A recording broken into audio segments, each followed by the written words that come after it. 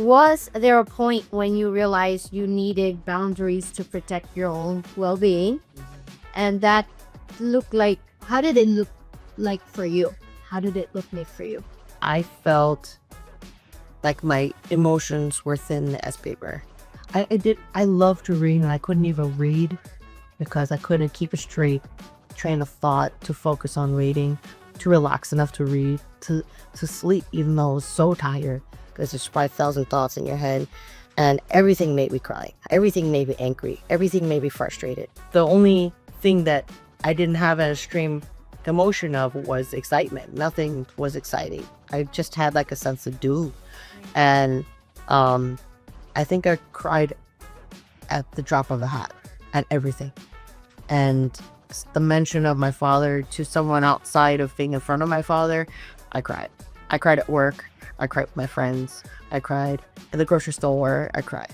I constantly cried. And I knew that that was the moment I had to do something about it. And I went and got therapy.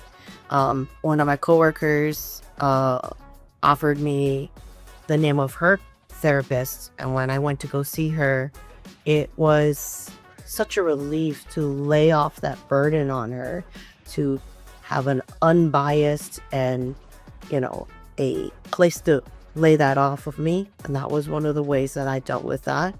And with the exhaustion, I definitely needed to put boundaries on how far I was going to take care of that, because I wasn't sleeping enough at all. And that's when I reached out to you, and we were talking about putting that in a place where he can get the care he needed, and I could be the daughter again and not just caregiver. And I remember it took a while, because it does take, and people don't understand, the emotional burden on making such an important decision, right? Because you think about them, you don't think about yourself.